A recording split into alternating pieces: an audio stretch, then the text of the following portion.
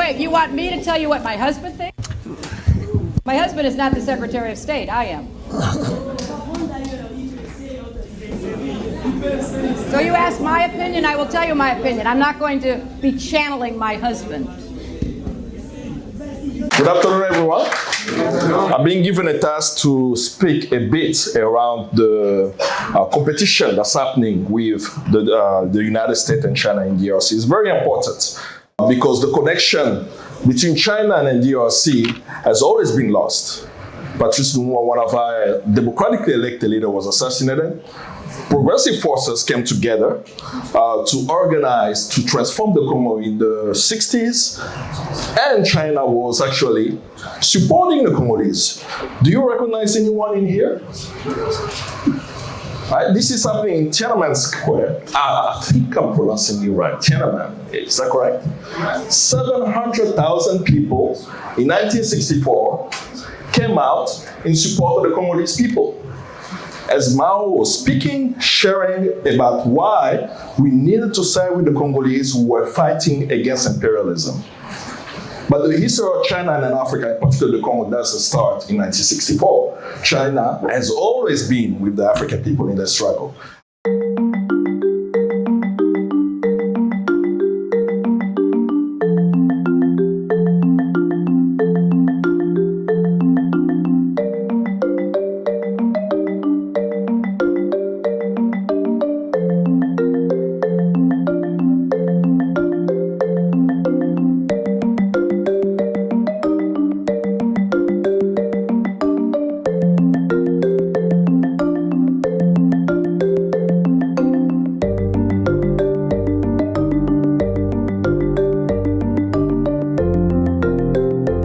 You will be surprised what happened in 2009. Anybody remember 2009? I remember 2009. And I hope I will remind you what happened in 2009 if we play a short video of a famous person in 2009 in DRC. I'm at Unikin. Mrs. Clinton. We've all heard about the Chinese contracts in this country. Their interferences from the World Bank against this contract. What does Mr. Clinton think through the mouth of Mrs. Clinton? And what does Mr. Mutombo think on this situation? Thank you very much. Wait, you want me to tell you what my husband thinks? My husband is not the Secretary of State. I am. So you ask my opinion, I will tell you my opinion. I'm not going to be channeling my husband. So some people in the West have seen this video, right? And as you're watching, you're probably getting very angry at the young Congolese who ask about her husband. My lot was lost in translation. That's not what the student asked. This was not the toughest question, by the way. The toughest question was a young woman who came in front, picked up the mic, and she told Hillary Clinton, if tomorrow I'm the Prime Minister of the Congo, will you assassinate me? Wow. Right? So there is actually a New York Times article that kind of mentioned that question, right? They were very, very tough question. These students, and many young students, really understood what China was doing in 2008 after the Sendai Accord. And there was an influence, right? In the context of the Congo in 2009, Congo had $14 billion of debt from the World Bank. Most of this debt are odious debt, going all the way back to the Belgian colonial time, where we as an independent country had to repay. So the World Bank and the IMF told the Congolese government, if you want us to forgive your odious debt, you need to renegotiate the Chinese contract. That was already the pressure after April of 2008. And it was ongoing. Assistant Secretary of African Affairs, Carson, flew before her to DRC in 2008, end of 2008. As he flew, in his press conference, he spoke again about the Chinese contract, that it needed to be renegotiated. It did not happen. Then she came, and the student asked, we see the interference of the World Bank and IMF around the Chinese contract, and ask her, what do you think? The translator said, what does your husband think? That's not what the student said. But regardless of the context, she never answered the most important question asked by a student in Kinshasa about the US interference, and that question was never answered. And what happened when she left Kinshasa? The $9 billion deal became $6 billion. She was there for 2 weeks. By the time she flew out, renegotiation started. The Chinese ambassador at the time, interviewed by the Financial Times, said, the World Bank and IMF, I'm not paraphrasing, the World Bank and IMF are blackmailing the Congolese government. Direct quote from the Financial Times. So in the end, the project was not what it was originally intended. So fast forward to 2000, as you look in the press today, looking into the Chinese contract, there are a lot of discussions around the DRC has to renegotiate the Chinese contract. When COVID started, President Xi in January had a call with President Tshisekedi.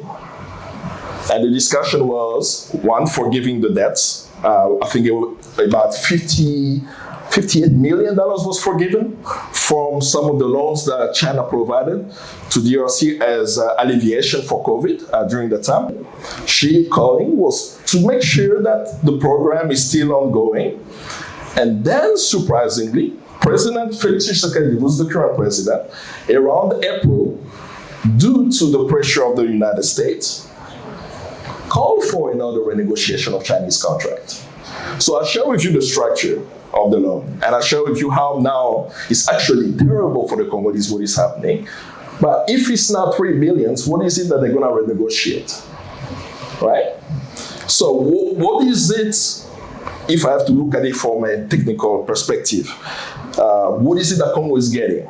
In the original $9 billion, 68% was China and 32% was the DRC. It is low, right? You can say maybe 49 to 50 or 51 and so on. But no one in DRC today provided DRC with 32% in the stake in the project. Not only that, Glencore, which is a Swiss company operating at the New York Stock Exchange, which was just found last year, right, liable for corruption in DRC, for bribing Congolese politicians, and they had to pay, I think, over $200 million in fine from the US Department of Justice. Do you know what Congo gets from that mine? Anyone can guess? 1%, 2%? Oh, she guessed correct. Glencore, which has two mines, Mutanda Mining and Katanga Mining, in that stake, right? What is Glencore? Glencore gets the cobalt in the DRC. And the number one buyer of cobalt is Tesla. So every Tesla that you see in the world today has the cobalt that come from Mutanda Mining and Katanga Mining, which is in the DRC, right? That stake, Congo gets zero. But there's another example of a Chinese company that's actually doing things right. I need to actually get the name of the company itself. Somides is a non-ferrous metal mining in the DRC. The DRC gets 49% and China gets 51%. No one gives Congo 49%. Right? But in the press, as you hear, you will not know all these type of details in terms of development. But why is there a switch with Felix from Kabila, right? There is a change of government, there is a new president.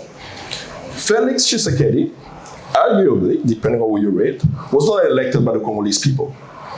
The first government to recognize the election of 2018 was the United States. Is literally in the hand of the United States. And there are some contradictions in government. So as his first travel internationally was actually Washington, D.C.